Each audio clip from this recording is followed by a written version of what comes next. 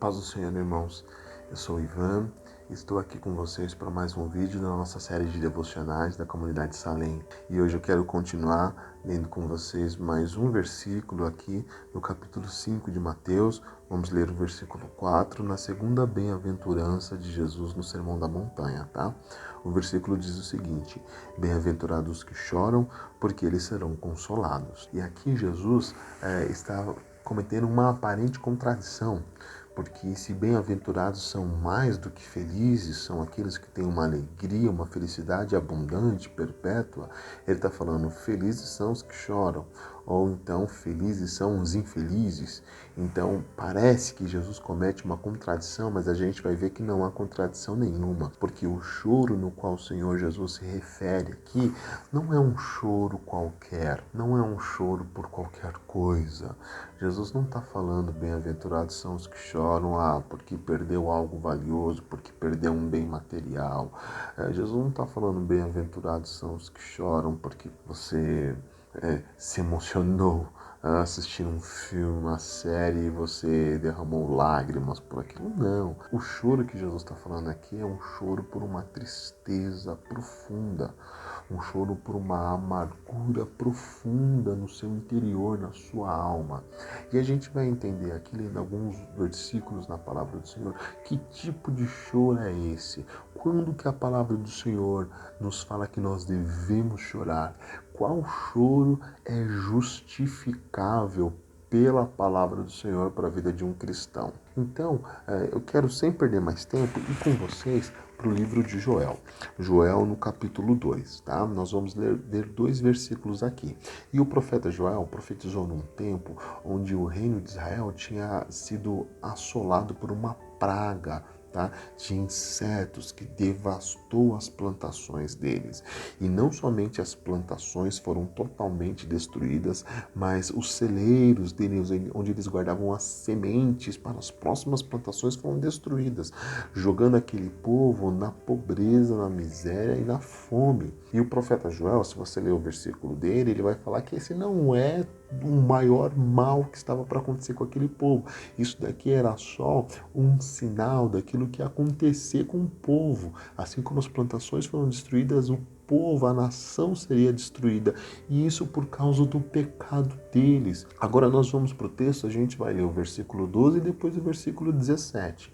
E no versículo 12 diz o seguinte: ainda assim, agora mesmo diz o Senhor, convertei-vos a mim de todo o vosso coração, e isso com jejuns, e com choro, e com pranto. Então aqui o profeta está falando para eles uma mensagem do Senhor, para o povo de Israel: vocês têm que se converter a mim. Então se convertam com jejum, se convertam com choro, se converta com pranto. No versículo 13 a palavra do Senhor fala o seguinte: rasga o vosso coração e não as vossas vestes. Então aqui a gente vê o Senhor orientando para eles chorarem. Chorarem por quê? Chorarem por causa do pecado que eles estavam cometendo. Chorarem por causa que eles tinham esquecido do Senhor. E era para eles chorarem e para se converter ao Senhor e fazerem isso com forte pranto. Vimos um motivo justificável, segundo a palavra do Senhor, uma ordenança do Senhor para eles chorarem, que era pelo próprio pecado deles.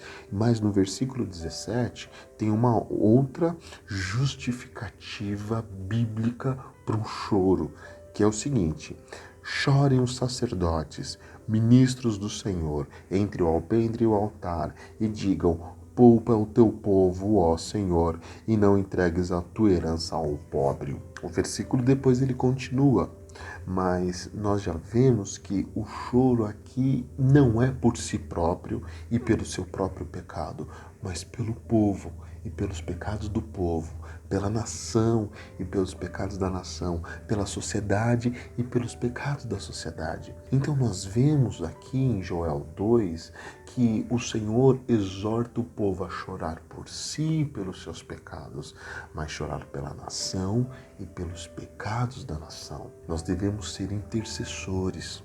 Nós devemos ver a situação do nosso país, da nossa sociedade e clamar e orar e buscar o Senhor com lágrimas nos olhos. A gente não pode ser indiferente à situação do mundo, à destruição que acontece lá fora, às mortes que acontecem lá fora, à violência, à promiscuidade. A gente tem que ter uma postura de sermos intercessores do nosso povo e da nossa sociedade. É isso que diz a palavra do Senhor. Então, voltando para as bem-aventuranças, quando Jesus diz bem-aventurados são os que choram, ele está falando bem-aventurados são os que choram pelo seu próprio pecado e buscam se converter ao Senhor. E bem-aventurados os que choram pelos pecados da nação e clamam ao Senhor para que salve a nação. Então Jesus completa, porque estes serão consolados. Se você chorar e se arrepender pelo seu pecado e clamar para que o Senhor te transforme, Ele vai te transformar. Se você clamar pela sua sociedade, pelo seu povo, e você pedir para que o Senhor venha transformar, meu irmão, o Senhor vai ouvir a sua oração e Ele vai transformar a sua situação. É como diz lá em 2 Crônicas 7,14, se meu povo que se chama pelo meu nome se humilhar e orar e clamar e me buscar, eu ouvirei dos céus, perdoarei os seus pecados e sararei a sua terra. Então você vai poder ser chamado de bem-aventurado. Essa é a segunda bem-aventurança. Vamos clamar, vamos orar e as nossas lágrimas serão sementes e o Senhor vai construir coisas grandiosas a partir disso. Amém, meu irmão? Deus abençoe a sua vida e até a próxima.